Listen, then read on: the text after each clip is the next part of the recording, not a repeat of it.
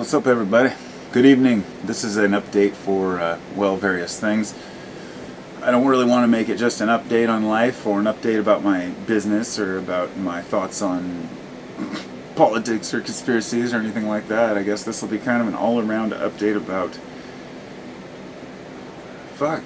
Is it an update at all? Okay, first off, I wanted to talk about Kratom, and I wanted to answer a few questions I've been getting about that, so I guess I should really address this as a Kratom video. As far as my website and channel, there are a few new things going on. I know I've made a few videos lately, updates about Kratom, and I don't want to make, obviously, my channel overwhelmed with botanicals information, but a couple things happened in the last day that I have to report. For those who are interested, I should grab some here. It's no secret that I ordered my Kratom from Ethan at Herb Research, who has a closed list of customers and doesn't take new customers. He's had a waiting list in the past, and I know what's happened is basically he became overwhelmed with too many people, and he picked the group he wanted to keep and closed it off. Because so many people had requested, I asked him if he minded me selling his product. I personally emailed him, and he gave me permission to do so, as long as I don't misrepresent his product. Now let me tell you that I ordered some, quote, Sundanese, as well as some, quote, Emerald Thai from another vendor, just to see, and out of curiosity, because those are both names that he made up, Ethan did. And lo and behold, they were both bunk. I basically bought a pound of half-assed Kratom, the kind of stuff that I used to think was good before I really knew what good was. So, before I get into the details about Kratom, I want to let people know that PayPal is completely off limits now for my website. And this is going to cause a major kink in people's orders. I was told in the past something about that, vendors don't take PayPal because they'll shut you down. But I really didn't have any choice. I didn't have any credit card accepting gateways yet, and all I have besides that is Dwolla, and people didn't want to sign up for Dwolla because they were suspicious, and it's kind of a pain in the ass still. It's young. But I consider Dwolla to be actually a much safer and rounder way to do it, just only because PayPal is such a pain in the ass. They will freeze your account and take your money. Basically what happened was one of my customers sent me an email through PayPal asking about when an order would be there, and whenever you send a message, PayPal asks you what you're asking about, and it said, order, wondering, my order hasn't arrived yet. As soon as you do that, it puts the account into a freeze position. They don't refund the money, but they put the money the person's giving you on hold. So it put my account into the negative, but it also puts kind of a flag up for your account. And for some reason they looked through and they sent me a message today saying you cannot use this anymore or your account will be canceled and closed. So I was forced to remove PayPal from all of this. If anybody wants to contact me directly, we can talk more about that. That being said, I wanted to talk about some of the new products that I want to be carrying here. And those who know, I've been carrying Mengda, Red Kali, and Potent Indo. One of these, the Mengda, is kind of the daytime. Potent Indo is kind of a in-between, and the Red Kali is a great evening strain. I had a few people ask me about tinctures. So I did order this. This is the stuff I was talking about the other day. It's the FAS tincture. This is a 1 dram bottle. These are just little... 1 dram is equivalent to, I believe, 1/8 of an ounce, if I'm not mistaken. So I think there's 8 grams per ounce. These bottles are phenomenal. I was really surprised at the potency. Usually I take... Kratom is kind of maybe a twice-a-day thing to me, sometimes 3. But in the last couple days, I haven't really taken any. And, maybe a teaspoon all day. And it's funny because the tincture you don't even realize is working. The stuff is just amazing. I mean, I don't buy tincture from anybody. I've bought resins and all kinds of different products that claim to be tinctures, extracts, and they just sucked. And, Ethan always says, it's like, practice makes perfect, right? And he says he spent a lot of time and research to make sure that what he's selling is good stuff.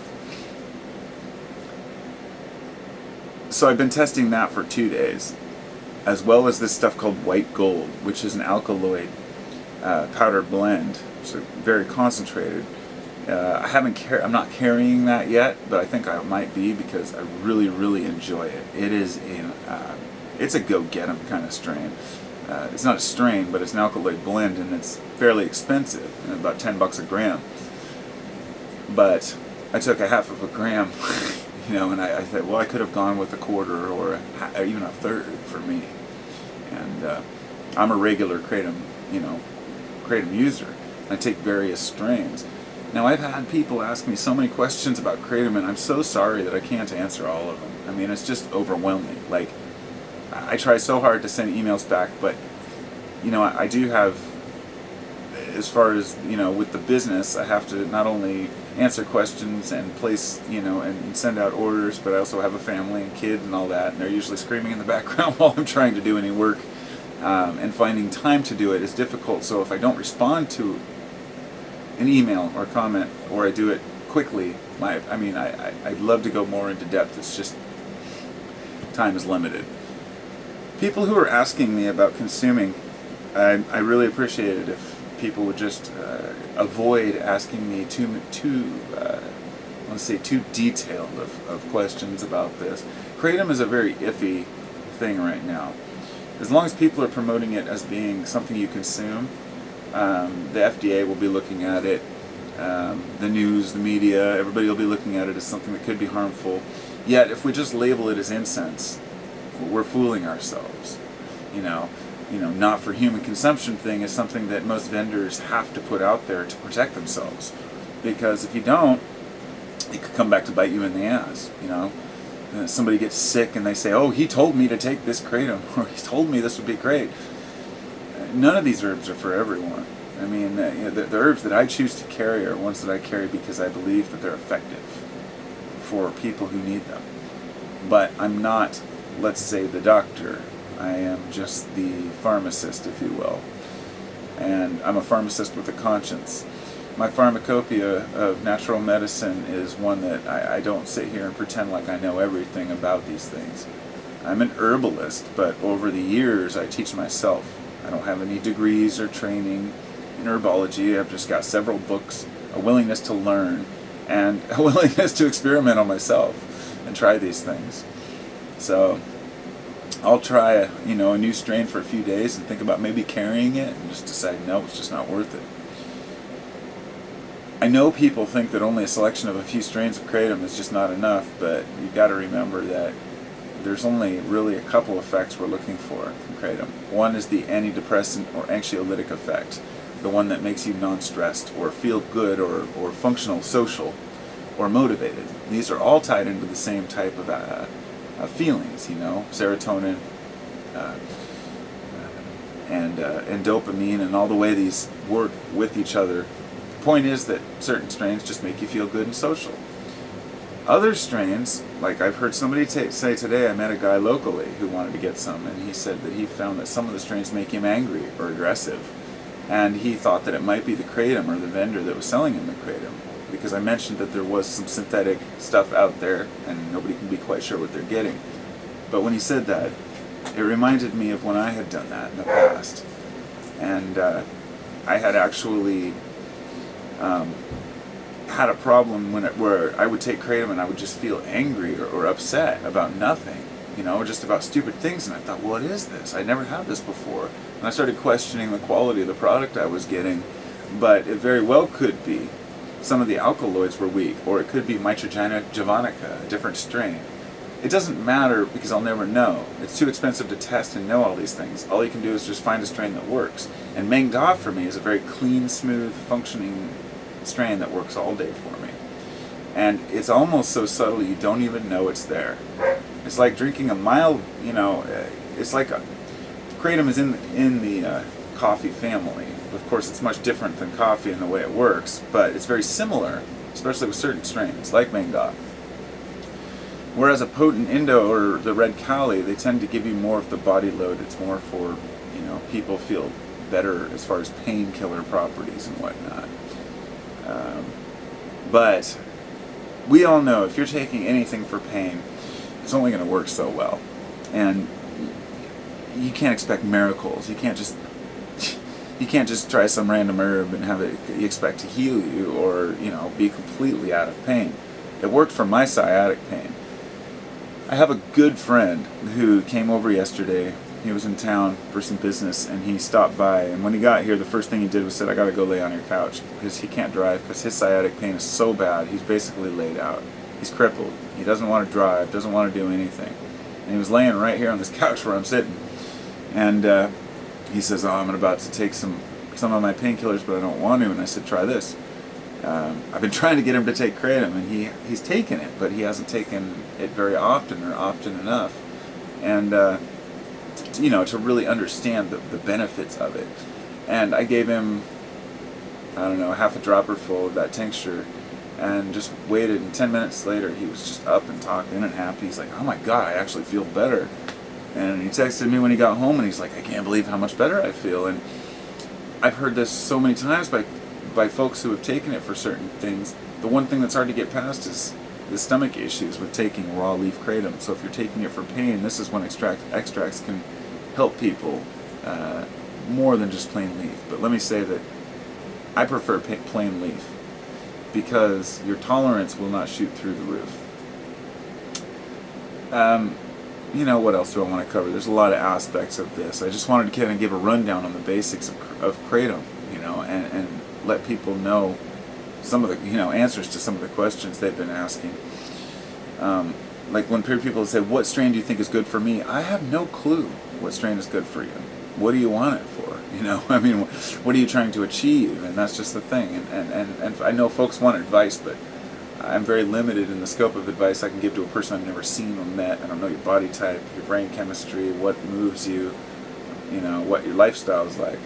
So I'm hoping, I guess the people who know will do their research.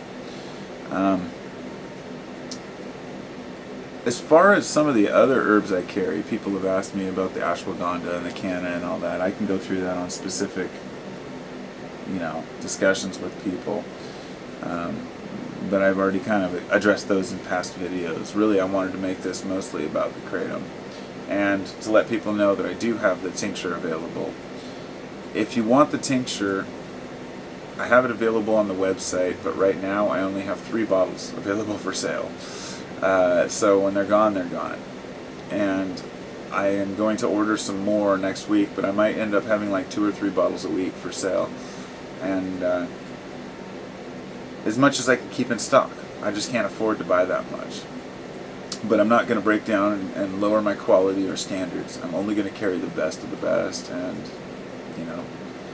the people who have bought the stuff know it's good. I mean, the kratom speaks for itself. I don't have to sit here and pretend and make up some fancy banner and discounts and shit to try to get people's attention. Once you try it, you know. And it speaks for itself. Just like good weed. Anything else?